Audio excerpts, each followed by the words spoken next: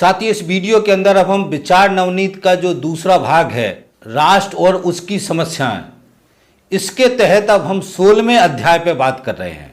16वें अध्याय का नाम है आंतरिक संकट। इस अध्याय के साथियों 3 भाग हैं। पहला है आंतरिक संकट मुसलमान, दूसरा आंतरिक संकट ईसाई, तीसरा आंतरिक संकट कम्युनिस्ट। और इसके तहत जो पहला अध्याय है आंतरिक संकट का, उसमें मुसलमानों की बात करते हैं। और इसकी चर्चा में पहली जो हेडिंग है उसका नाम है राष्ट्र की सुरक्षा के लिए संकट। इस हेडिंग से गोल कर चर्चा शुरू करते हैं। और इसके अंदर ये कहते हैं कि संसार के अंदर बहुत सारे ऐसे दुखद अनुभव रहे हैं जहां जो देश है विदेशी आक्रांताओं से ज़्यादा उनकी अपेक्षा जो आंतरिक विरोधी तत्व हैं वो उनसे ज़्यादा बड़ा खतरा उत्पन्न करते हैं। और आगे कहते हैं जब से अंग्रेजों ने हमारा देश छोड़ा तब से यह खतरा बना हुआ है और देश के जो कर्णधार हैं उन्होंने इसको वास्तविक बना डाला है। और इसका जन्म जो हुआ है वो वास्तविकता हैं। उन वास्तविकताओं का सामना करने का जो साहस चाहिए था, उस साहस के अभाव में इसका जन्म हुआ। इसमें कहते हैं उन्होंने अपनी स्वार्थ सिद्धि के लिए जो विरोधी भावना वाले वर्ग थे उनके साथ समझौते किए और समय समय पर जो अवसर थे उनका लाभ उठाने के लिए ये समझौते किए। आगे कहते हैं कि प्रथम अब हम मुसलमानों पर विचार करते हैं। इसमें कहते हैं कि आजकल बहुत सारे ऐसे लोग हैं जो ये कहते हैं कि अब आजकल मुसलमानों की कोई समस्या नहीं बची है। पाकिस्तान बनने के बाद जितने भी दंगाई थे जो अलग पाकिस्तान की मांग करते थे वो पाकिस्तान चले गए हैं। और हमारे देश के अंदर जो मुसलमान बचे हुए हैं ये वही बचे हुए हैं जो हमारे देश के देशभक्त मुसलमान हैं। इस तरीके से साथियों इस भूमिका को वो बताते हैं कि राष्ट्र की सुरक्षा के लिए संकट। साथियों हमको कुछ तथ्यों को याद रखना है जो गोलबल कर यहाँ नहीं बोल रहे हैं। पहला तथ्य यह साथियों कि जो मुसलमानों के बारे में आरएसएस का समझ है वो मैं पिछली थ्योरियों में आपको बहुत अच्छी तरीके से समझा चुका हूँ। यदि उस तथ्यों को आपने नहीं सुना हो तो उनको जरूर सुन लें। आरएसएस का मुसलमानों के बारे में समझ बिल्कुल स्पष्ट है कि मुसलमान विदेशी हैं, ये विदेशी आक्रांता हैं, ये उनका स्पष्ट समझ है। जब तक ये इस्लाम धर्म को अपना करके रखे हैं, ये हमारी देश की जो हिंदू धर्म की संस्कृति है, हिंदू धर्म है, हिंदू धर्म का जो राष्ट्रीय जीवन है, जब तक ये इसको स्वीकार नहीं करते, जब तक ये इस्लाम धर्म को और इस्लाम धर्म के जो गुरु हैं उनको उनका याचना या उनका पूजा या उनको महत्व देना बंद नहीं करते। जैसे इस्लाम धर्म में मोहम्मद पैगंबर, अरब देशों में मक्का मदीना, ये जो धार्मिक स्थान हैं ये इसी को आधार बना करके वो विदेशी बना करके वो कहते कि संस्कृति को जब तक ये नहीं छोड़ते तब तक ये भारत के हिस्सा नहीं हो सकते, तब तक ये भारत के नागरिक नहीं हो सकते। ये आरएसएस की समझ है। इसी समझ से ही मुसलमान उनके लिए आंतरिक संकट हैं, आंतरिक विरोधी तत्व हैं, यहाँ तक कि ये आंतरिक दुश्मन हैं। उनकी विचारधारा के हिसाब से आंतरिक दुश्मन है। दूसरा जो नेताओं पे कांग्रेस के ऊपर थोपते हैं उनके बारे में ये कहते हैं कि इनको देश का नागरिक तब मानना था जब ये इस्लाम धर्म को छोड़कर हिंदू धर्म को स्वीकार कर लेते और हिंदू धर्म को स्वीकार करके फिर उनको अपने देश का नागरिक उनको स्वीकारना था। तो ये जो है कांग्रेस नहीं कर पाई या ये कांग्रेस ने नहीं किया। आरएसएस की अपेक्षा थी कि सारे मुसलमानों को पहले हिंदू धर्म में कन्वर्ट किया जाए, उसके बाद से उनको यहाँ का नागरिक घोषित किया जाए, जो कांग्रेस ने नहीं किया। ये बात वो कांग्रेस के ऊपर बार बार आरोप लगाते हैं। ये भी हमको ध्यान रखना, ये आरएसएस का समझ है। इसके साथ में ये भी समझना है साथियों कि जो हिंदुस्तान पाकिस्तान का बंटवारा हुआ, इस बंटवारे के अंदर अंग्रेजों का बहुत बड़ा रोल है। ये हमको ऐतिहासिक रूप से समझना है। अंग्रेजों ने हमारे देश को आपस में लड़ा करके धर्म के आधार पर वो अपनी राज व्यवस्था करना चाहते, जिसको फूट डालो राज करो की उनकी नीति थी।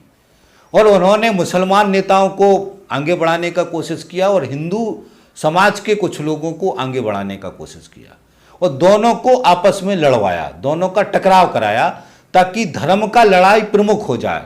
और इसमें अंग्रेज सफल हुए। तो इसमें हुआ क्या कि जो मुसलमान थे उनको एक अलग तरीके से, उनको मुसलमान के रूप में उनकी पहचान को प्रमुख बनाने के लिए अंग्रेजों ने प्रोत्साहित किया। मुसलमानों के अंदर भी कुछ लोग ऐसे थे, राजा थे वो, क्योंकि राजाशाही व्यवस्था थी। राजाशाही व्यवस्था जैसे ही खत्म हुई थी, अंग्रेजों का राज आया था, मगर राजा थे। अंग्रेजों ने कुछ अपने दलाल राजाओं को राजा बना के रखा था, वो अंग्रेजों के अधीन थे। तो जो ये राजा थे यही रोल प्रमुख अदा करते थे। तो इन्हीं राजाओं में जो मुसलमान राजा थे उन्होंने मुसलमान आइडेंटिटी को, पहचान को अलग से बनाने के लिए बड़ा काम किया। इसके समानांतर हिंदू धर्म के लोगों ने भी हिंदू धर्म की एक आइडेंटिटी को बनाने के लिए बड़ा काम किया। तो उस समय मुसलमानों का एक तबका अंग्रेजों ने पैदा करवाया और हिंदुओं का एक तबका अंग्रेजों ने पैदा करवाया। यह भी ध्यान रखना है। और मैं आपको बता देता हूं 1700 के बाद से हिंदू धर्म का भी द्वितीय जो समाज सुधार आंदोलन चल रहा था, जिसको विवेकानंद और भी आर्य समाजी, बहुत सारे लोग उस आंदोलन को समाज सुधार के रूप में आगे बढ़ा रहे थे। और समाज सुधार के रूप में जो आगे बढ़ा रहे थे, इनको अंग्रेजों का संरक्षण था, ये ध्यान रखना है। अंग्रेज इनको प्रोत्साहित करते थे। यहाँ पे हिंदू धर्म के धार्मिक आंदोलन को प्रोत्साहित करते थे, जो एक संस्कृति की बात कर रहा था। दूसरा, मुसलमानों को भी प्रोत्साहित करते थे, जो अपनी मुसलमान आइडेंटिटी के लिए आंदोलन करते थे। अब इसका परिणाम क्या हुआ साथियों, कि हिंदू नाम पे एक बड़ा ग्रुप जनरेट हो गया, मुसलमानों के नाम पे एक बड़ा ग्रुप जनरेट हो गया। इसके कारण से आगे दोनों में टकराव शुरू हो गया। और हमें देखते हैं कि अंग्रेजों ने धीरे धीरे करके इस विचारधाराओं को जैसी आगे बढ़ाया, टकराव जैसी शुरू हुए, उसमें उन्होंने मतलब आग में घी डालने का काम किया। ये कई तरीके के उन्होंने कार्य किए, मैं विस्तार में नहीं जा रहा हूँ। फाइनली नतीजा ये हुआ कि लोगों के दिमाग में हिंदू राष्ट्र और मुसलमान राष्ट्र की अवधारणा को पैदा करने में अंग्रेज सफल हुए और दोनों ने आग लगाई।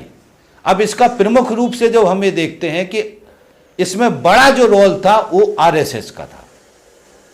1925 में आरएसएस का गठन हुआ।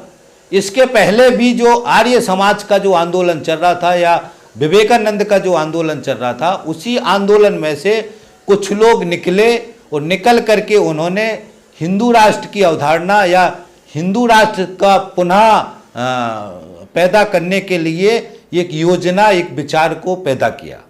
आरएसएस का लक्ष्य भी वही है, हिंदू राष्ट्र का या हिंदू जो ये संस्कृति, इसका पुनरुज्जीवन।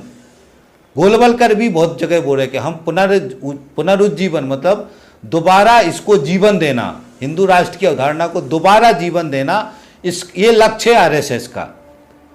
इसके रूप में ये पूरा एक ग्रुप जनरेट हुआ। उसमें बड़ा काम की शुरुआत कहाँ से हुई, जो बंटवारे का प्रमुख आधार था, जिसको हमको ध्यान रखना, जो कोई नहीं बताता, वो था जो आरएसएस के लोग थे। जो आरएसएस, जैसे सावरकर थे, सावरकर की पहली हिंदुत्व की थ्योरी आई थी, जिसके अंदर इन्होंने जितनी भी थ्योरियां दी, पुण्यभूमि, पितृभूमि, मातृभूमि, इसके आधार पर सारी थ्योरियों में एक ही निष्कर्ष निकाला कि मुसलमान हमारे राष्ट्र का हिस्सा नहीं है। ये 1920 की बात है। 1925 में आरएसएस बना और 1920 के पहले भी जो आंदोलन चल रहे थे, उन आंदोलनों के अंदर भी ये स्पष्ट था कि मुसलमान हमारे देश का हिस्सा नहीं है। जो भी हिंदू धर्म के नाम से ओतपोत थे, उनकी आइडियोलॉजी में भी यही समझ थी, जिसके कारण से ये जो मुसलमान जो अतिवादी लोग थे, वो मुसलमान जो नेता थे, उनको मुसलमानों को इकट्ठा करने में और मुसलमानों को जोड़ने बड़ी सफलता मिली, क्योंकि उन्होंने इसी आधार को मुसलमानों को बताया कि इस भारत के अंदर हमारा कोई स्थान नहीं है, हमारा इस राष्ट्र के अंदर कोई जगह नहीं होगा, हम इस राष्ट्र के नागरिक नहीं होंगे। ये जो बात लोगों के अंदर बात करी, इसी बात ने घर किया और कुछ राजा के रूप में थे और कुछ मुसलमानों के अंदर बड़ी संख्या में एक लॉबी जनरेट हुई और इस विचार को उन्होंने बहुत स्पीड से लोगों के अंदर डाला, और जिसका कारण था कि मुसलमानों के अंदर बड़ी संख्या में ये भावना बन गई कि इस भारत के अंदर हमारा कोई स्थान नहीं है। बचा कुचा काम आगे सावरकर के बाद हेगड़ेवार जो हुए आरएसएस का गठन हुआ, उसमें खुला रूप से घोषित किया गया कि हम हिंदू राष्ट्र की जो ये अवधारणा है इसको पुनः पैदा करना चाहते हैं। इसके अंदर उन्होंने बहुत सारी थ्योरियाँ दी।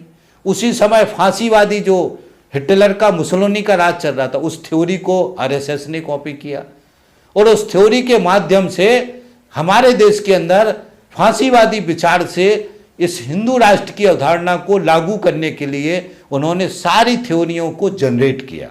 ये काम आरएसएस ने किया।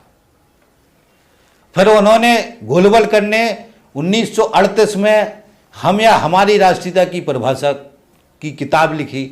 उस किताब के अंदर नस्ल की थ्योरी है, जो सारी थ्योरियां थी राष्ट्र को बनने को लेकर के, वो जो हिटलर की और मुसोलिनी की जो थ्योरियां थी, उसी थ्योरियों को आधार बनाते हुए हमारे देश के अंदर थ्योरियां दी, वो जिसमें फिर यही कहा कि हमारा जो राष्ट्रीय जीवन वो हिंदू है और इसमें हिंदुओं के अलावा बाकी के लिए कोई जगह नहीं है, खासतौर से मुसलमानों के लिए इस देश के अंदर कोई जगह नहीं है।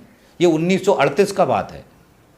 और इसी को आधार बना करके मुस्लिम जो नेता थे एकदम उत्तेजित हो गए और 1940 में उन्होंने जो मुस्लिम लीग बनाई थी, उस मुस्लिम लीग के अंदर ये प्रस्ताव पारित कर दिया कि हम अपना अलग देश बनाएंगे, पाकिस्तान नाम का अलग देश बनाएंगे। और इस प्रस्ताव को पारित करके अंग्रेजों को सौंप दिया। एक चीज ये भी ध्यान रखनी है, बार बार आरएसएस के लोग कांग्रेसियों को गाली बकते हैं, मगर हम विशुद्ध रूप से हम इसमें पकड़ते, कांग्रेसियों के हाथ में उस समय कुछ नहीं था। उस समय की ताकत अंग्रेज थे, जिन अंग्रेजों ने ये बीज को बोया, हिंदू मुसलमान का बीज बोया और हिंदू सत्ता और मुसलमान सत्ता का बीज बोया। इसको भी ध्यान रखना है। तो ये प्रस्ताव पारित करके इन्होंने अंग्रेजों को दे दिया और अंग्रेजों ने उस आधार पे जो ब्रिटिश संसद थी उसके अंदर ये प्रस्ताव पारित किया कि जो भारत देश होगा, भारत देश के अंदर दो अलग अलग देश बनेंगे, जिसमें भारत बनेगा और पाकिस्तान बनेगा। अब ये पूरी अंडरस्टैंडिंग ब्रिटिश संसद में पारित करके जो अंग्रेजों का तरीका था, उनका जो गवर्नर था, उस प्रस्ताव को लेकर के भारत देश में आया और उसने कहा कि ये प्रस्ताव अब लागू करना है। जो देश को आजाद करने की शर्त भी यही थी कि आपको इस प्रस्ताव को स्वीकार करना पड़ेगा। तब कि हिंदू और मुसलमान के बीच में आग लगा चुके थे। उसी समय 1946 में इसी चर्चा के दौरान बंगाल में एकदम से दंगे शुरू हो गए। तो ये सारा आग कत्लेआम शुरू हो गया। ये मुस्लिम जो गुट थे, उन्होंने अपना अलग राष्ट्र बनाने को लेकर के एकदम से उग्र दंगे फसाद शुरू हो गए। अब उसमें दोनों तरफ से दंगे फसाद शुरू हो गए, बड़ी संख्या में लोग मारे गए। तो ये सारा एक इसका सीक्वेंस है, इसका विकास क्रम है पाकिस्तान का और हिंदुस्तान का बनने का। इस विकास क्रम को भी हमको ध्यान रखना है। ये हिंदुस्तान पाकिस्तान कोई कांग्रेस को मन में आ गया कि उन्होंने हिंदुस्तान पाकिस्तान बना दिया, उनको मजा आ गया, ऐसी कोई बात नहीं थी। ये हिंदुस्तान पाकिस्तान जो पैदा हुआ, इसको पैदा करने वाले हमारे देश के खास तौर से आरएसएस का जो विचार था, आरएसएस की थ्योरियां, आरएसएस के जो लोग थे, उनका बहुत बड़ा रोल है। बहुत बड़ी आग लगाई इन्होंने। अगर इस तरीके की आग नहीं लगाते और ये जो अंग्रेजों का धर्मनिरपेक्षता का भाव था कि आप अपने अपने धर्म को चलाओ, कोई बात नहीं है, अपने धर्म को आगे बढ़ाओ, कोई बात नहीं है, मगर राज सत्ता का हिस्सा धर्म के आधार पर नहीं होगा, धर्मनिरपेक्ष की अवधारणा के आधार पर होगा और धर्म राजनीति से अलग होगा। धार्मिक जो भी आपके लोगों को विचार डालने आप डालिए, जो भी करना है आप करिए, उसमें कोई दिक्कत नहीं है, मगर राज सत्ता में धर्म का कोई रोल नहीं होगा, धर्म आधारित राज सत्ता नहीं होगी।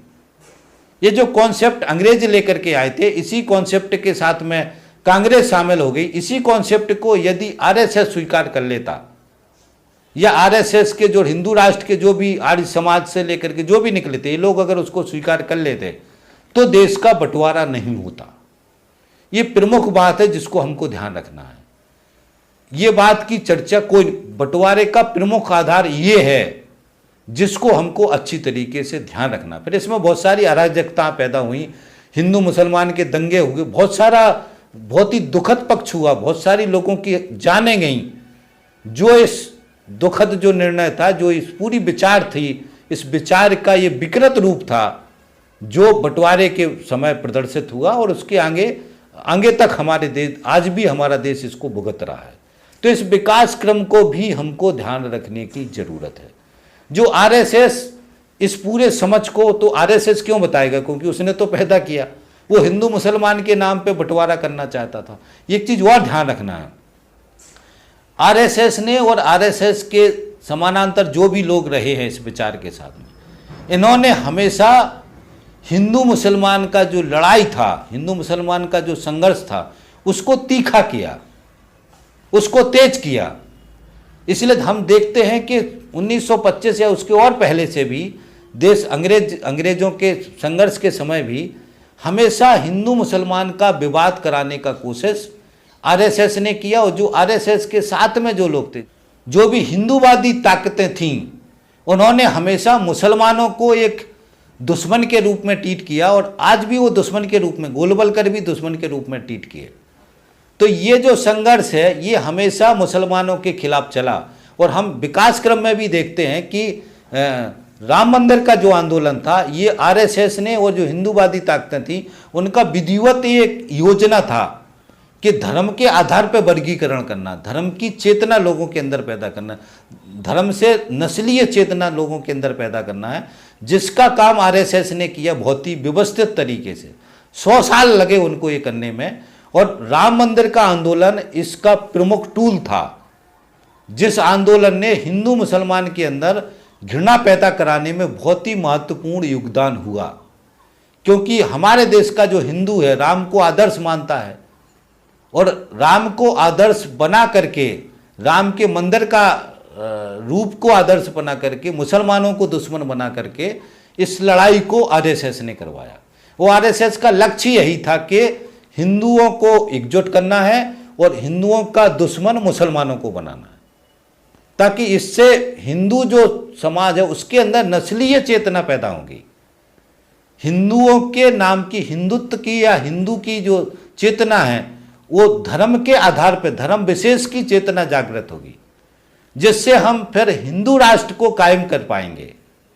ये पूरी एक थ्योरी थी, जिस थ्योरी को हमको ध्यान है, जिस थ्योरी को आरएसएस ने चलाया। इसके बारे में मैं पीछे बहुत 2-3-4 वीडियो में समझा चुका हूँ, आप उसको सुन सकते हैं, मैंने कई वीडियो में समझाया ये बात। तो ये भी विकास क्रम था जिसको हमको ध्यान रखना, जो आरएसएस ने किया। और आज वो 1991 के बाद, 1990 के बाद, मस्जिद को गिराने के बाद वो राजनीतिक रूप से मजबूत होना उन्होंने शुरू किया। उसके बाद से आप देखेंगे कि इनकी प्रदेश में सरकारें बनी, फिर और जगह से, और कोई इनके आर्थिक सवाल नहीं थे। रोजी रोटी रोजगार इनका आर्थिक सवाल कभी था नहीं भाजपा का। मगर इसके बाद भी इनकी राज सत्ता बनी। और 2014 में नरेंद्र मोदी घोषित रूप से धर्म के आधार पर सत्ता में आए हैं। उन्होंने हिंदुओं की, कोई इनका जो झूठ तो ये बोलते हैं, तो बहुत सारे झूठ भी बोली इन्होंने, रोजगार देंगे, 15 लाख देंगे, ये सब बेवकूफ़ बनाने वाली बातें भी बोली, जिसमें जो नॉर्मल भारतीय था वो उससे भी डिस्टर्ब हुआ। मगर बेस में प्रमुख जो इनका था वो धर्म था। इन्होंने नरेंद्र मोदी को हिंदू हृदय सम्राट के रूप में घोषित किया और सोशल मीडिया पर इनका बहुत बड़ा कैंपेनिंग चला। लोगों ने नरेंद्र मोदी को हिंदू समझ के वोट किया। और जो 100 साल पहले से आरएसएस ने हिंदुओं के अंदर चेतना जगाने का अभियान चला, उसमें वो सफल हुए, उनके हिसाब से वो सफल हुए और राज सत्ता कायम कर ली। तो ये विकास क्रम भी साथियों ध्यान रखना है इस पूरी चर्चा के साथ में। अगला हेडिंग आता है तथ्य क्या कहते हैं।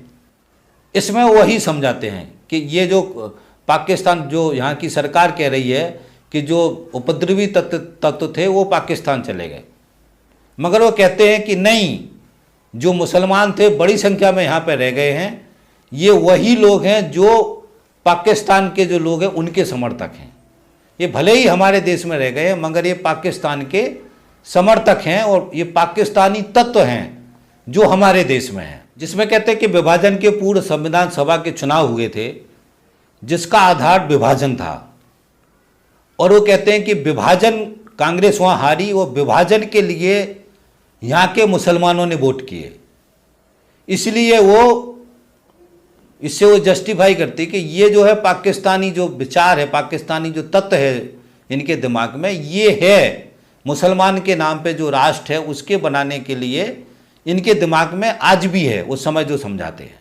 और इसके अंदर वो कहते हैं कि पाकिस्तान का निर्माण हो गया है, उससे और बड़ा खतरा बढ़ गया है, क्योंकि पाकिस्तान में वो एक राष्ट्र के रूप में बन गए हैं। अब वो राष्ट्र के रूप में हमारे देश पर हमला करेंगे, और यहाँ के जो मुसलमान हैं वो पाकिस्तान की जो सरकार है या पाकिस्तान के जो तत्व हैं उनके समर्थन में हैं। इस तरीके से यहाँ के मुसलमानों को वो पाकिस्तान का समर्थक बताते हैं। इसमें एक चीज़ और ध्यान रखनी है साथियों कि इस पूरे आरएसएस का जो मुसलमानों के खिलाफ लड़ाई का जो एक विकास क्रम है, इसमें एक नया अध्याय जुड़ा जब ये बंटवारा हुआ। बंटवारे के समय में 1946-47 में जो दंगे हुए, उन दंगों ने इस जो ये वर्गीकरण इसको और गहरा किया। वो मैं बता चुका हूँ, क्योंकि ये इस पूरी अराजकता को बीज पहले से बोए जा रहे थे। तो उसके बाद पाकिस्तान बन गया, तो पाकिस्तान बनते ही आरएसएस को एक नया दुश्मन मिल गया। इसलिए अब वो मुसलमानों का सेंटर दो रूप में बोलना, एक तो पाकिस्तान एक देश के रूप में सेंटर हो गया जो घोषित रूप से आरएसएस का या हिंदुओं का, हिंदू राष्ट्र का दुश्मन है। दूसरा जो हमारे देश के अंदर जो मुसलमान रह रहे हैं उनको वो पाकिस्तान का हिस्सा मान करके इनकी टॉर्चरिंग करते हैं, इनको पाकिस्तानी बोलते हैं। तो इस तरीके से अब दो हिस्से हो गए, तो अब विरोध के लिए दो टूल हो गए, एक की जगह दो टूल हो गए। इनका भी ध्यान रखना है। इसी के साथ में एक बात और ध्यान रखनी है, ऐतिहासिक तथ्य, थोड़ा वीडियो बड़ा हो जाएगा, कोई बात नहीं। जब हमारे देश का बंटवारा चल रहा था उस समय आरएसएस का ये टारगेट था हिंदू राष्ट्र बने। बंटवारे के समय भी इनकी समझ ये थी, जो इन्होंने बीज बोए थे, कि मुसलमानों का अलग राष्ट्र बन रहा तो हिंदुओं का ये राष्ट्र बनेगा। इसी समझ के साथ इन्होंने गोलवलकर ने या बाकी लोगों ने दो राष्ट्र की थ्योरी दी थी, सावरकर ने और गोलवलकर ने। उनका ये समझ था कि अब चलो अच्छा रहा कि मुसलमान देश अलग हो जाएगा और हिंदू राष्ट्र अलग हो जाएगा, इसमें अब हिंदू राष्ट्रीय जीवन, जो हिंदुओं की जो राजसत्ता है वो कायम होगी। इस तरीके से एक सोच के साथ आगे चल रहे थे। मगर फाइनली जब बंटवारा हुआ उस समय जो देश के मुसलमान थे, बड़ी संख्या में मुसलमान ऐसे थे जिन्होंने इसी देश की धरती पर रहना स्वीकार किया। उस समय दंगे फसाद चल रहे थे, लोगों को मारा जा रहा था, कुछ पाकिस्तान से हिंदू आ रहे थे, यहाँ से मुसलमान जा रहे थे। इस पूरे समय के बीच में, क्योंकि पाकिस्तान एक छोटा हिस्सा था, हमारा देश एक बड़ा हिस्सा था, तो इस समय जो हमारा देश था या हमारे देश के जो बुद्धिजीवी थे, जिसमें महात्मा गांधी प्रमुख थे, जिन्होंने स्टैंड लिया कि जो मुसलमान हमारे देश के साथ रहना चाहता है वो रह सकता है, जो पाकिस्तान जाना चाहता है वो जा सकता है। तो बड़ी संख्या में हमारे देश के जो मुसलमान थे उन्होंने तय किया कि ठीक है, भले ही पाकिस्तान धर्म के नाम पे अलग बन गया मगर हम इसी भारत देश में रहेंगे। उस समय भी हमारे देश की जो अवधारणा थी वो धर्मनिरपेक्ष की थी। इसलिए हमारा आज़ादी के आंदोलन के समय भी ये धर्मनिरपेक्ष की अवधारणा को बहुत ही ताकत मिला, पूरे देश ने इसको स्वीकार किया। आज़ादी के आंदोलन में हिंदू मुसलमानों ने मिलकर लड़ा था, हिंदू मुसलमान की एकता का भाव पैदा किया गया था आज़ादी के आंदोलन में, जो कांग्रेस के आंदोलन के रूप में हुआ। क्रांतिकारियों ने भी उसको आगे बढ़ाया। ये सारी चीज़ें मैं बता चुका हूँ। तो इस पूरे विकास क्रम को भी ध्यान रखना है।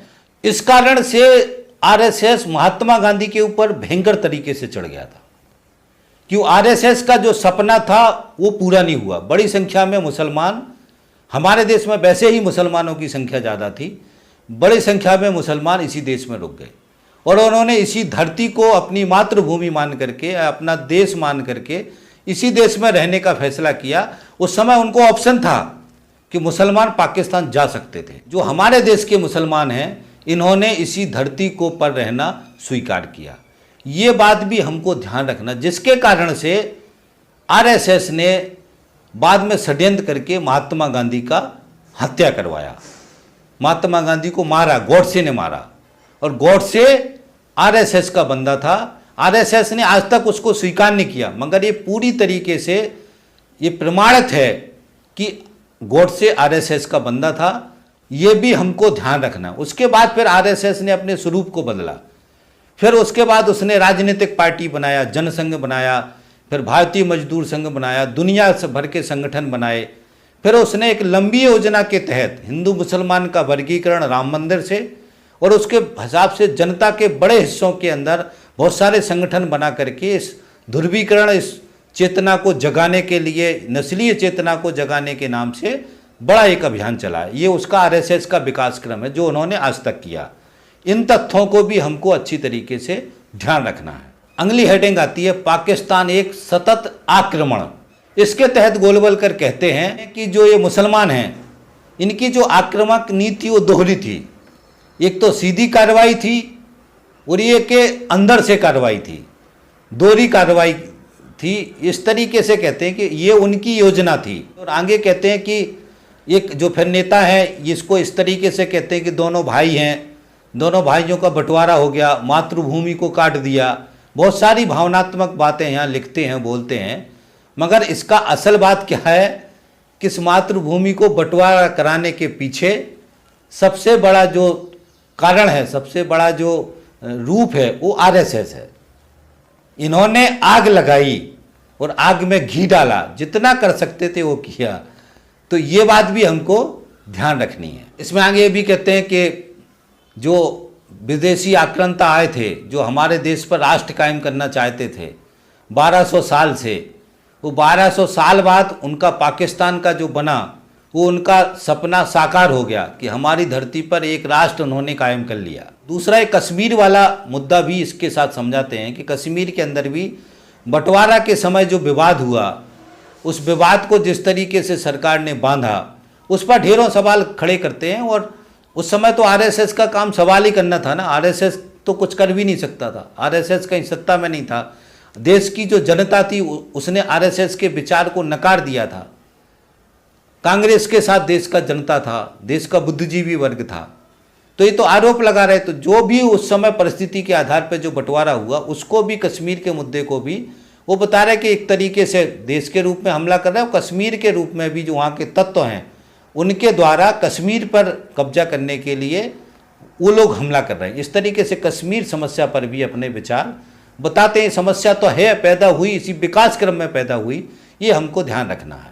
अगली हेडिंग आती जिन्ना के स्वप्न को साकार करने के लिए। इसमें वो आरोप लगाते हैं कि मुसलमानों का जो दूसरा जो लक्ष्य है वो है कि जनसंख्या को बढ़ाएं, जनसंख्या को ज़्यादा से ज़्यादा बढ़ाएं ताकि हम इस देश में अपना मुसलमान राज्य कायम कर सकें जनसंख्या के माध्यम से। और इसमें वो बताते हैं कि कश्मीर के बाद उनका दूसरा लक्ष्य था असम का, कि असम को भी मुस्लिम साम्राज्य बना दें या मुस्लिम राज्य बना दें। इसी के साथ में बंगाल को जोड़ते हैं, त्रिपुरा को जोड़ते हैं। वो इसी के साथ ही कहते हैं कि पाकिस्तानी मुसलमान धीरे धीरे करके असम में घुसे, जो घुसपैठिया के नाम से, जो पहले पाकिस्तान था बाद में बांग्लादेश बना, तो जिसको आज ये बांग्लादेशी घुसपैठिए की राजनीति जो इन करते हैं, इसी का हिस्सा जनसंख्या का जो सवाल उठाया था, इसी के साथ में पाकिस्तानी घुसपैठिए का सवाल का जो थ्योरी आरएसएस लेकर के आया था, ये हमको ध्यान रखना है। जिसमें असम का बताते हैं कि पहले जनसंख्या इनकी 11% थी, उसके बाद बहुत सारी जनसंख्या दुगनी हो गई। एक चीज़ और ध्यान रखना साथियों, जनसंख्या के ऊपर मैंने भी एक वीडियो बनाया है। आरएसएस इस जनसंख्या के बारे में एक बहुत ही गलत प्रचार कर रहा है, झूठा प्रचार कर रहा है। और इस प्रचार के माध्यम से वो इस हिंदुओं के अंदर मुसलमानों के प्रति घृणा पैदा करता है और एक आंकड़ा प्रस्तुत करता है आज़ादी के पहले का, वो आज़ादी के बाद का। इसको भी हमको ध्यान रखना। आज़ादी के पहले जो जनगणना हुई थी वो 1941 में हुई थी, उसके बाद से 1951 में हुई थी। हमको ये ध्यान रखना है कि 1941 से 1951 के बीच में बंटवारा हुआ और 1941 में जो पाकिस्तान में हिंदुओं की संख्या थी वो संख्या 1951 में घट करके एकदम से बहुत कम हो गई थी, क्योंकि बंटवारा के समय पाकिस्तान से भी बड़ी संख्या में हिंदू हमारे देश के अंदर आए थे, भारत देश में आए थे, तो वहाँ की संख्या घटी थी।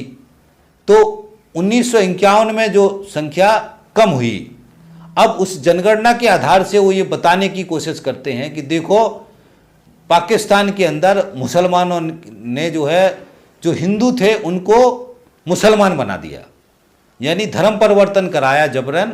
वो जो बड़ी संख्या में पाकिस्तान में हिंदू थे उनको मुसलमान बना डाला। इसलिए 1941 की जनगणना में इतने हिंदू थे और 1951 की जनगणना में इतने कम हिंदू बचे।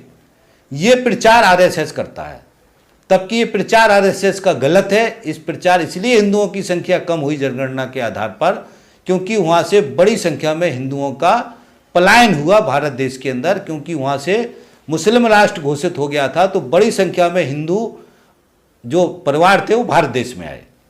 मगर हमारे देश से जो मुसलमान हैं वो कुछ वहाँ पे गए, कुछ एरियों के गए, मगर बड़ी संख्या में मुसलमान पाकिस्तान नहीं गए। उन्होंने इसी देश को अपना देश समझ करके यहीं रखा। जो उपद्रवी तत्व थे, जो एकदम से पाकिस्तान की खासतौर से वो पाकिस्तान का जो इलाका है, उस इलाके के लोग थे, वो मुस्लिम बहुल जो क्षेत्र थे, वो वहीं रहे। तो ये भी हमको इसलिए जनसंख्या का जो एक कारण आरएसएस गिनाता है, ये निराधारिक तत्व पैदा करता है। दूसरा, हमारे देश की जो जनसंख्या का कारण है मुसलमानों का, और जनसंख्या के जो आंकड़े हैं जिसमें मुसलमानों की जनसंख्या बढ़ी है, हिंदुओं की जनसंख्या बढ़ी है, आंकड़े बिल्कुल स्पष्ट बताते हैं कि जिस स्तर से मुसलमानों की जनसंख्या बढ़ी है, जिस रफ्तार से, उसी रफ्तार से हिंदुओं की जनसंख्या बढ़ी है। इसमें कहीं कोई कन्फ्यूजन नहीं है, ये आंकड़े हैं। और दूसरा चीज़ ये ध्यान रखना है कि जिस तरीके से शिक्षा का प्रभाव बढ़ा, शिक्षित हुए लोग, हमारे हिंदू भी शिक्षित हुए तो उनके बच्चे कम हुए। इसी तरीके से मुसलमान जो शिक्षित हुए, मुसलमानों के अंदर भी उनके बच्चे कम हुए, जो शिक्षित फैमिलियां हैं। ये शिक्षा से इसका कनेक्शन है बच्चों का। हिंदुओं के अंदर भी जो जब अशिक्षा थी तो एक एक परिवारों में 7 भाई 5 बहनें, 10-12 बच्चे, 8-10 बच्चे तो मिनिमम हैं। हमसे जो पहली वाली पीढ़ी है, जैसे मैं खुद, हम 4 भाई 3 बहन हैं, 7 हैं, और 3-4 भाई बहन हमारे मर चुके हैं। इस तरीके से ढेरों एग्जाम्पल हैं। तो ये हमको ध्यान रखना है। और बार बार ये जनसंख्या वाला जो है, ये एक भय देश के अंदर आरएसएस ने पैदा किया, और उसका कारण हो गया कि मुसलमान जो थे उन्होंने धर्म के साथ जोड़ करके कह दिया कि नहीं, हम मुसलमानों का जो ऑपरेशन वाला है वो नहीं कराते, धर्म के साथ जोड़ दिया। वो टूल उनको मिल गया जिससे प्रचार करने में उनको आसानी हो गई। जबकि आज भी मुसलमान है, भले ही वो ऑपरेशन नहीं कराता है, मगर जो पढ़ा लिखा मुसलमान है उसके भी 2 बच्चे 3 बच्चे आपको मिलेंगे, जिस तरीके से हिंदुओं के। ये तथ्यों को भी हमको ध्यान रखना साथियों। बहुत सारा झूठा, बहुत सारा षड्यंत्र आरएसएस ने किया अपनी विचारधारा को थोपने के लिए, खासतौर से मुसलमानों के प्रति, क्योंकि मुसलमानों के प्रति घृणा करके ही वो राज सत्ता पे आ पाए या यहाँ पर नस्लीय चेतना पैदा कर पाए। वो उनका टूल था। अगर वो मुसलमानों के प्रति घृणा पैदा नहीं करते तो हिंदुओं को वो हिंदू के रूप में नस्लीय चेतना पैदा नहीं कर पाते। ये आरएसएस का आकलन है, ये उनका लक्ष्य था जो उन्होंने किया। ये तथ्यों को भी हमको अच्छी तरीके से ध्यान रखना है। बहुत सारे ढेरों उदाहरण देते हैं, बहुत सारी चीज़ें बताते हैं। मैं इसके विस्तार में नहीं जा रहा हूँ, क्योंकि मेरे को भी बहुत सारे तथ्य ऐसे हैं जो सत्य प्रतीत नहीं होते। अगली हेडिंग आती है नियत कालिक बम। इसमें सरदार पटेल से बात करते हैं, उसमें जो हमारे देश के अंदर मुस्लिम बहुल इलाके हैं उनके बारे में बात करते हैं, उनकी पट्टियों के बारे में बात करते हैं। उसी धारणा से पूरी चर्चा इस चैप्टर के अंदर करते हैं। अगली हेडिंग आती ना कुछ भूलना ना कुछ सीखना। इसके अंदर वो कहते हैं कि जब ये जो पूर्वी क्षेत्र था, यहाँ पे मुसलमानों का आज़ादी के बाद गतिविधि कम हो गई, हिंदुस्तान पाकिस्तान बढ़ गया। उसके बाद से फिर दक्षिण में मुस्लिम लीग बनी। दक्षिण के अंदर इन्होंने अपना आधार बढ़ाना शुरू किया। और इसमें कहते हैं कि इसी आंदोलन के कारण से जो कम्युनिस्टों की सरकार थी, साम्यवादी सरकार थी, उसका पतन हुआ। यानी ये जो केरल का जो पॉलिटिक्स है, इसके साउथ के बारे में मैं बाद में बात करूंगा कि केरल में 2 तरीके से लड़ाई चल रही थी। एक तो साम्यवादी व्यवस्था थी, समाजवादी व्यवस्था थी, तो उसको जो धर्म से बिल्कुल अलग थी, धर्मों को अलग रखती थी, तो उसका टकराव 2 तरीके से था। एक तो देश की जो आरएसएस है इस तरीके की सोच के लोगों से था, समाजवादी व्यवस्था का टकराव। दूसरा जो मुसलमान और ईसाई थे उनसे भी टकराव था धर्म के रूप में, क्योंकि मुसलमान ईसाई भी कम्युनिस्टों को या खतरा मानते थे कि ये धर्म के बारे में जिस तरीके से बात करते हैं, इसलिए उनकी स्वतंत्र जो धर्म का उनका एक राजसत्ता का उनके दिमाग में था, उसके कारण से वो समाजवादी लोग थे, उनको भी अपना विरोधी मानते थे, दुश्मन मानते थे। इसको आगे कहते हैं जवाहरलाल नेहरू ने मुस्लिम लीग को सही कहा, उनको कहा ये देशभक्त हैं, ये पुरानी मुस्लिम लीग नहीं है, ये नई मुस्लिम लीग है जो हमारे संविधान के आधार पर बनी हुई है। उसके बाद वो कहते हैं कि मुस्लिम लीग ने कहा कि नहीं नहीं हम पुरानी मुस्लिम लीग हैं। उसके बाद से खिलाफत आंदोलन के बारे में समझाते हैं, इसका वीडियो मैं आगे बनाऊंगा। जो खिलाफत आंदोलन क्या था, उसमें हमारे देश के मुसलमानों ने खिलाफत आंदोलन को समर्थन किया था। तो कहते हैं कि खिलाफत आंदोलन से बाद में जो मुसलमान थे उनका विरोध हिंदुओं के प्रति हो गया, काफिरों के प्रति हो गया, इस तरीके से इसमें समझाते हैं। उसके बाद से फिर हिंदू मुसलमान के जो बीच में दंगे हुए, लड़ाई हुए, हमारे देश में तो निरंतर चले, उसके बारे में कुछ बीच बीच में जानकारी देते हैं। और इस पूरे बीच में जो सरकार थी, कांग्रेस की सरकार थी, उसको मुसलमानों का समर्थक समझाते हैं कि मुसलमानों का इन्होंने सहयोग किया। वो इसी को वो त्रिष्टुईकरण कहते हैं, जो पीछे मैं समझा चुका हूँ। अगली हेडिंग आती है आगढ़त छोटे छोटे पाकिस्तान। इसके अंदर वो ये समझाने की कोशिश कर रहे हैं कि जो मुसलमान हैं वो जहाँ एक मस्जिद है, वो मस्जिद के पास में जो इलाका है उसको अपना एक स्वतंत्र राष्ट्र मानते हैं। और इसमें वो कहते हैं कि वहाँ से अगर कोई हिंदू धर्म का कुछ वो निकलता है तो उनसे उनकी धार्मिक भावनाओं को ठेस पहुँचती है। इस तरीके से वो अलग अलग बहुत सारे उदाहरण देते हैं। एक अरब देश के मौलवी का भी उदाहरण देते हैं कि वहाँ पे वो हारमोनिया और वाद्य यंत्रों से वो करते हैं, यहाँ अगर मैं करूँगा तो यहाँ के मेरे को लोग टुकड़े टुकड़े कर डालेंगे। मिला जुला के इसमें ये बताते हैं, समझाने की कोशिश करते हैं कि ये जो मस्जिद हैं और जो ये मुसलमान बस्तियाँ हैं ये अलग, ये मान के चलिए कि ये छोटे छोटे पाकिस्तान हैं हमारे देश के अंदर, ये समझाने की वो कोशिश करते हैं। अगली हेडिंग आती है अनेक उदाहरण। इसके बाद फिर इसमें बहुत सारे उदाहरण बताते हैं जो हिंदू मुसलमान के दंगे हुए, हिंदू मुसलमान के उसके अंदर विवाद हुए। अगली हेडिंग आती महान राष्ट्रीय मुसलमान। इसमें कहते हैं कि जो कांग्रेस है वो अब राष्ट्रीय मुसलमान की बात कर रही है। ये कहते हैं बहुत सारे राष्ट्रीय मुसलमान पैदा हो गए हैं। इसके बाद से एक उदाहरण से समझाते हैं कि हमारी एक सूफी संत से मुलाकात हुई जिसने हमें कहा कि ये जो साम्यवादी लोग हैं, कम्युनिज्म हैं, ये अनीश्वरवादी हैं, इसलिए हम जितने भी ईश्वरवादी धर्म हैं, चाहे हिंदू हो, चाहे मुसलमान हो, चाहे ईसाई हो, सबको मिलकर के इसके खिलाफ लड़ना चाहिए। तो वो कहते हैं, हमने पूछा कि ये बताओ इसका आधार क्या होगा, तो उसने कहा इस्लाम होगा आधार। तो इससे वो समझाने की कोशिश करते हैं कि इनके दिमाग में इस्लाम ही है और दूसरा धर्म या दूसरा विचार नहीं है। मौलाना आज़ाद के बारे में बोलते हैं, राष्ट्रीय मुसलमान कांग्रेस बोलती मौलाना आज़ाद। उन्होंने अपनी किताब लिखी जिस किताब में उन्होंने अपने विचार को प्रकट किया है और उसमें कुछ कमियों को रूप में बताते हैं कि उसने इस तरीके से व्यक्त किया है और मौलाना को जिन्ना से भी ज़्यादा खतरनाक बताते हैं। अगली हेडिंग आती है वास्तविकता का सामना करो। और ये कहते हैं आज भी जो मुसलमान है हमारा देश का, चाहे वो कितने बड़े बड़े पदों पर हो, आज भी जो अराष्ट्रीय कार्य हैं उसमें वो भाग लेते हैं। उनके भाषणों में खुली अवज्ञा रहती है, विद्रोह की झंकार रहती है। एक मुसलमान नेता ने तो मंच से कह दिया कि यदि मुसलमानों के हितों के साथ कुठाराघात हुआ तो स्पेन बना देंगे। स्पेन में क्या हुआ था, मुसलमानों ने सशस्त्र विद्रोह किया था। इसका मतलब मुसलमान सशस्त्र विद्रोह करने की धमकी दे रहे हैं। कुछ प्रांतों में जो मुस्लिम लीग है उनकी सभाओं में खुलेआम पाकिस्तान जिंदाबाद के नारे लग रहे हैं और ये लोग आज भी पाक को पाक मानते हैं, पाकिस्तान को पाक मानते हैं। और हमारे देश में, जिस देश में रह रहे हैं, विकास कर रहे हैं, इसको नापाक मानते हैं, यानी अपवित्र मानते हैं।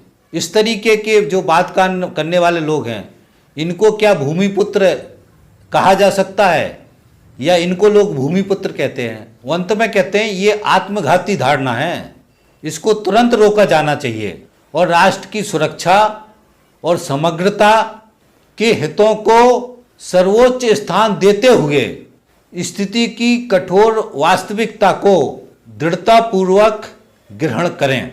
और यहाँ पर ये वाला जो आंतरिक संकट का जो चैप्टर है वो खत्म होता है।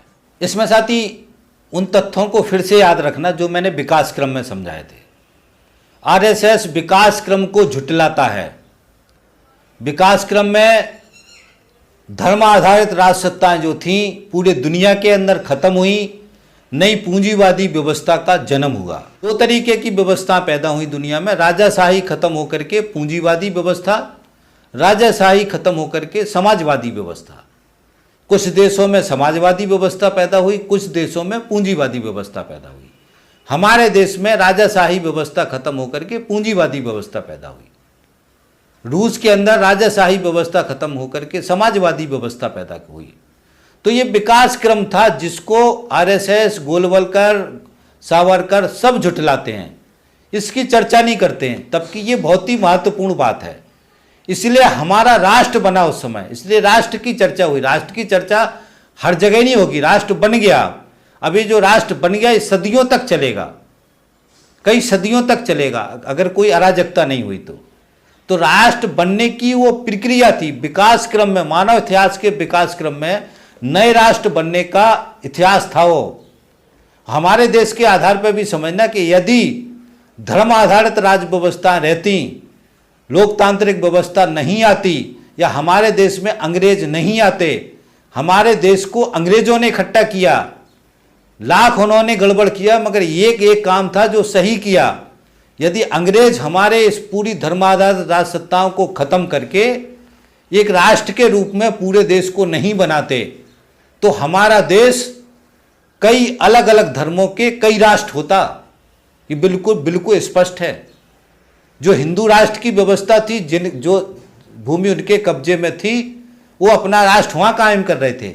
जो इस्लामिक शासक थे उनके कब्जे में जो भूमि थी वो इस्लाम का शासन कर रहे थे। सिखों ने भी अपना साम्राज्य कायम कर लिया था, ईसाई भी अपना साम्राज्य या अपना अलग जगह कायम करने की बात कर रहे थे अंग्रेजों के राज्य के समय ही, क्योंकि अंग्रेज भी ईसाइयों को सपोर्ट कर रहे थे। तो इस तरीके से यदि अंग्रेज इस पूरी धर्मनिरपेक्ष अवधारणा को, लोकतांत्रिक व्यवस्था को सामने नहीं लाते तो हमारे देश के पहले ही कई टुकड़े हो गए होते। ये ऐतिहासिक तथ्य हैं जो समझ में आते हैं साफ साफ। हमारे देश के सैकड़ों टुकड़े थे। अभी राजाशाही व्यवस्था में मैं आगे समझाऊंगा कितने राजा थे, कितनी रियासतें थीं, और जितनी रियासतें थी उतने राष्ट्र थे। ये ध्यान रखना है। हमारा भारत देश को अंग्रेज अगर पूरा अपने कब्जे में लेकर के पूरे देश पे एक राष्ट्र कायम नहीं करते तो यूरोप जैसे हमारे देश के अंदर भी कई राष्ट्र होते। ये सब तथ्य भी हमको तार्किक रूप से ध्यान रखने हैं, जो गोलवलकर, आरएसएस कहीं चर्चा नहीं करते, इस विकास क्रम को झुठलाते हैं। इसलिए मुसलमान भी विकास क्रम में आए, ये मैं समझा चुका हूं। 6वीं शताब्दी में इस्लाम पैदा हुआ, 7वीं शताब्दी से के बाद उन्होंने हमला शुरू किए, 8वीं, 9वीं, 10वीं, 12वीं में तो वो हमारे देश पे कब्जा कर लिए।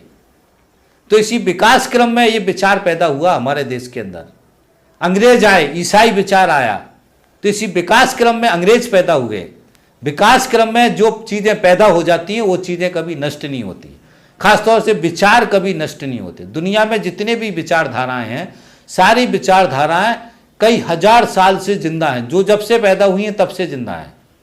हमारे देश के अंदर सबसे पुराना भौतिकवादी दर्शन था चारवाक का, आज भी भौतिकवादी दर्शन जिंदा है। उसके बाद से ये सनातन धर्म का जो हिंदूवादी दर्शन, भाववादी दर्शन जिसको कहते हैं, ये पैदा हुआ, ये आज भी जिंदा है। बौद्ध का दर्शन पैदा हुआ, आज भी जिंदा है। महावीर का दर्शन पैदा हुआ, आज भी जिंदा है।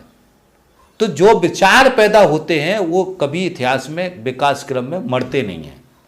ये भी हमको अच्छी तरीके से ध्यान रखें, विकास क्रम को ध्यान रखना है। इस विकास क्रम के हिसाब से आरएसएस जो बात कर रहा है, ये बात आज हो ही नहीं सकती। आने वाले समय में इसको देश या जनता या ये उसको लोग स्वीकार ही नहीं करेंगे। इसलिए आज भी भारतीय जनता पार्टी, आरएसएस का, मोदी जब से आया वो बहुत विभिन्न तरीके से इसको बदलने की कोशिश कर रहा है, उसका विरोध हो रहा है और पीछे से छुप छुप करके करने की कोशिश कर रहे हैं। मगर ये बता देता हूं, ये सफल नहीं होंगे। ये देश का समय खराब कर सकते हैं, देश के अंदर घृणा पैदा कर सकते हैं, दंगे फसाद होंगे, अराजकता होगी, दुनिया का सब कुछ होगा। फाइनली ये हिंदू धर्म से राष्ट्र कायम नहीं हो सकता। ये विकास क्रम में खत्म हो चुका है। हमारे देश के अंदर धर्मनिरपेक्ष की अवधारणा से एक सामूहिक संस्कृति के हिसाब से ही राष्ट्र बनेगा, राज सत्ता बनेगी, जिसमें सबके हित बने, सबके हित सही तरीके से हों, वही राष्ट्र चलेगा, जो राष्ट्र हमारे देश में धर्मनिरपेक्ष के रूप में है। ये बात भी हमको अच्छी तरीके से ध्यान रखनी है। हिंदुओं को अलग करके मुसलमानों को दुश्मन बना करके ये एक षड्यंत्र है आरएसएस का, हिंदू नस्लीय चेतना को पैदा करने का, ये उनका टूल है। इस बात को अच्छी तरीके से ध्यान रखना, दिमाग में ये बात बिठा लेना। जिस टूल का, धर्म के टूल का आरएसएस बीजेपी इस्तेमाल कर रहे हैं, आज भी राजनीति में वोट लेने के लिए भी वो इस धर्म के टूल का इस्तेमाल कर रहे हैं। इस नस्लीय चेतना को जगा करके, हिंदुओं को इकट्ठा करके, हिंदुओं का ध्रुवीकरण करके, मुसलमानों को दुश्मन बना करके, इन तथ्यों से वो आज भी चुनाव जीतने का षड्यंत्र कर रहे हैं। मुझे उम्मीद है कि आप काफ़ी बातें समझ गए होंगे। अब इस वीडियो में अपनी बात ख़त्म करता हूं और आपसे अपीलें करता हूं कि बाकी भी सारे वीडियो को सुने, और हम इसके 3 अलग अलग वीडियो बनाएंगे। इसलिए इस वीडियो में मैं आपसे अपीलें कर रहा हूं कि सारे वीडियो को सुने। दर्शन सीरीज के वीडियो भी अच्छी तरीके से पूरे वीडियो को सुने, और इसके अंदर हम या हमारी राष्ट्रीयता की परिभाषा के वीडियो हैं, हिंदुत्व की थ्योरी के वीडियो हैं, सारे वीडियो को सुने। हमारे प्लेलिस्ट पे विजिट करें, बहुत सारे फोल्डर हैं, उनके वीडियो सुने। जो भी वीडियो आपको अच्छे लगते हैं उनको ज़्यादा से ज़्यादा शेयर करवाने में सहयोग करें। हमारे चैनल को भी सब्सक्राइब कर लें, घंटी दबा दें, ताकि हम कोई सा भी वीडियो डालें उसका नोटिफिकेशन आपको मिले।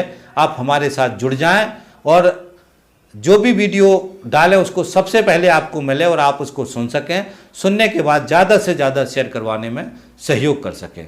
आप सहयोग करेंगे, इसी आशा उम्मीद के साथ मैं अपनी बात खत्म करता हूं। थैंक यू साथी, धन्यवाद, थैंक्स। मिलते हैं अगले वीडियो।